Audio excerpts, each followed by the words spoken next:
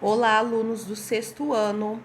Aqui é a professora Luzia, professora de matemática.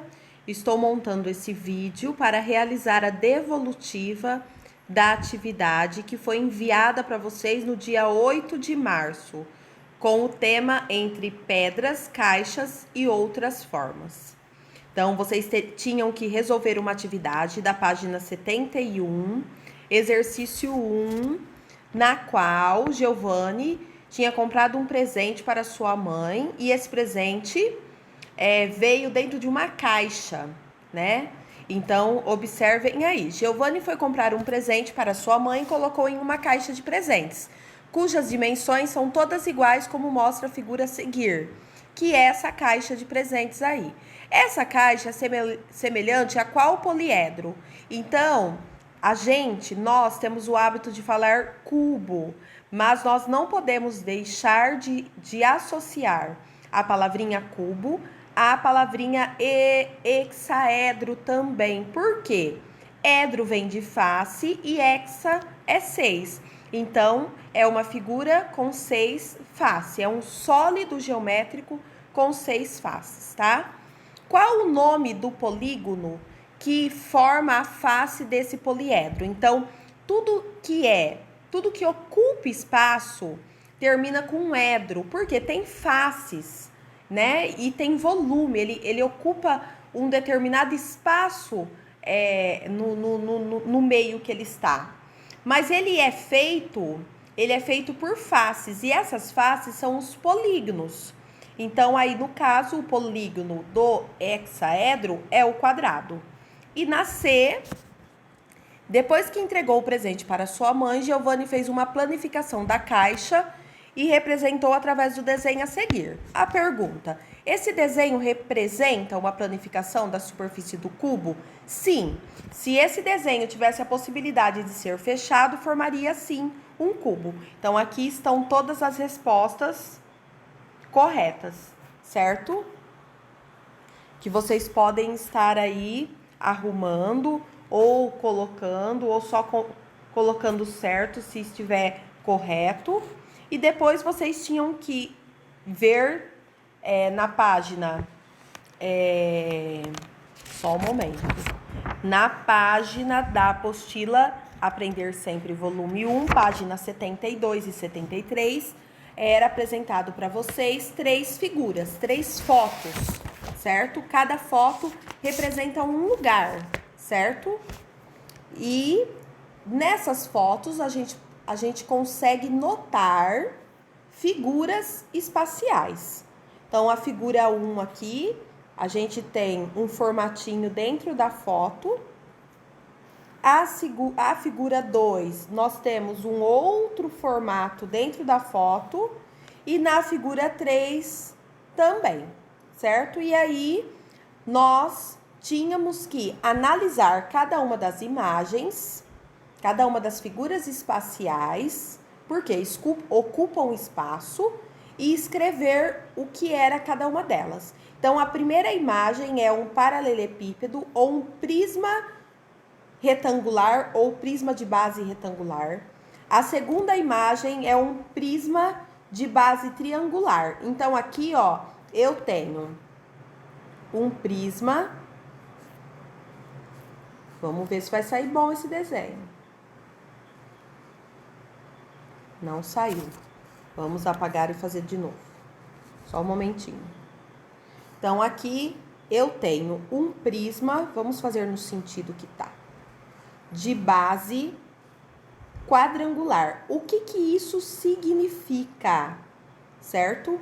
O que essa base quadrangular significa? Gente, o desenho não vai sair, tá? Quando a gente tiver aula, presencial, vocês vão descobrir que eu sou boa para desenhar assim. Eu não sei por que motivo o bonitinho não está ficando legal agora. Mas eu vou desenhar ele do jeitinho que eu sou acostumada, que aí vai sair. Vou colocar ele de pé.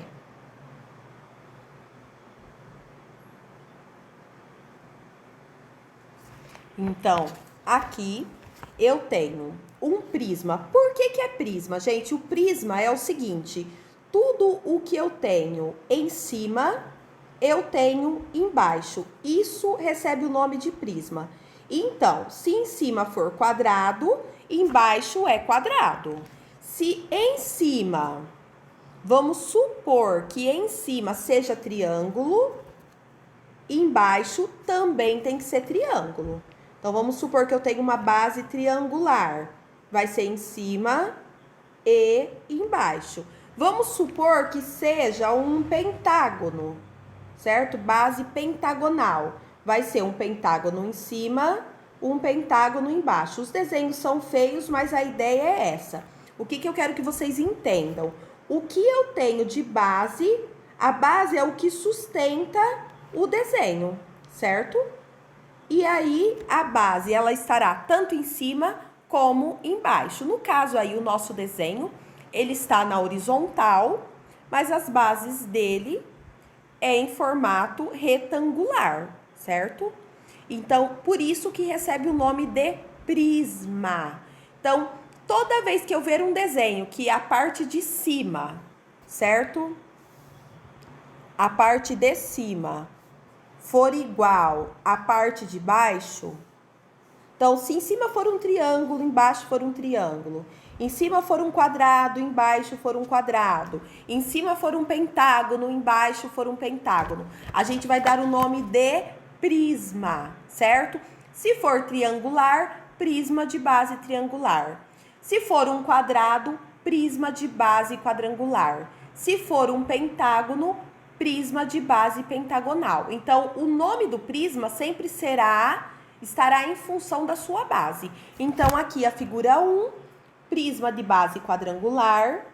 A figura 2, vocês podem observar que eu vou ter um triângulo aqui e um triângulo aqui atrás. É óbvio que a gente não consegue ver a parte de trás da figura, certo? Por quê? Porque eu tenho a proteção ali da casinha.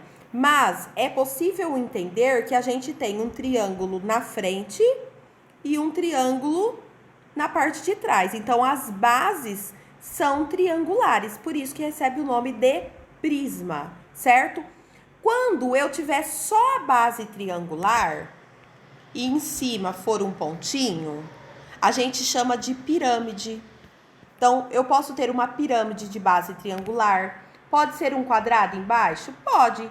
Será uma pirâmide de base quadrangular. Pode ser um pentágono? Pode ser um pentágono. Só que aí será uma pirâmide de base pentagonal, certo? Então, o prisma, o que tem em cima tem embaixo, a pirâmide tem embaixo e em cima junta tudo. E aqui no nosso terceiro caso, nós temos um cone, certo? O cone, ele tem uma parte aí arredondada, né? Então, o cone. E aí, página 74 e 75. Então, vocês precisavam ligar os desenhos às suas formas, né? A sua planificação. Então, aí tem as ligações, certo? Então, aqui eu tenho um prisma de base quadrangular, um prisma de base triangular e um cone. Então, são os próprios desenhos das figuras lá que estão em formato, né? O seu formato, a sua figura e a sua planificação. E tem que fazer a ligação, certo? No exercício 2. No exercício 2, a professora Cecília pediu que seus alunos mostrassem alguns sólidos geométricos. Valéria mostrou um sólido com as seguintes características. Então, olha, o sólido dela tem 6 vértices, 10 arestas, 6 faces, faces triangulares, todas as faces são triangulares e base pentagonal. E aí a pergunta, de acordo com essas características, qual foi o sólido construído por Valéria? Então, nós temos que ter aí 6 vértices. Nós já sabemos que a resposta certa é essa pirâmide de base pentagonal. Vamos contar quantos vértices tem. Os vértices são os pontinhos. Então, aqui. Um pontinho, 2, 3. Só o momento que o pontinho saiu torto. 3 pontinhos nós paramos, né?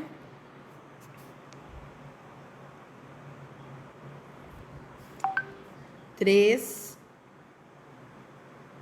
4, 5, 6. Então, cada junção é um pontinho, é um vértice.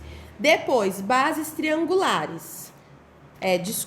Faces triangulares. As suas faces são todas triangulares. A base é pentagonal. Ótimo, base pentagonal. 10 arestas, ou seja, tem que ter 10 risquinhos. Então, a gente vai contar os 5 risquinhos dos lados, mais os 5 da base. Então, são 10 arestas, sim. Então, é a pirâmide de base pentagonal, que é a pergunta da B. O nome desse sólido, pirâmide de base pentagonal. Então, aqui, o primeiro sólido seria um prisma de base hexagonal, porque tem 6 lados, certo? 1, 2, 3, 4, 5, 6. A segunda figura é uma pirâmide, porque só tem uma base, então é pirâmide. A base é quadrada, então pirâmide de base quadrática ou pirâmide de base quadrangular. A terceira figura é um prisma de base triangular. E a quarta figura, que nós já vimos, pirâmide de base pentagonal. Página 76, o que vocês tinham que fazer? Eu vou falar mais rapidinho essa para o vídeo não ficar tão grande. Então, vocês teriam que escrever o nome do polígono, o número de lados, o número de vértice e o número de ângulos.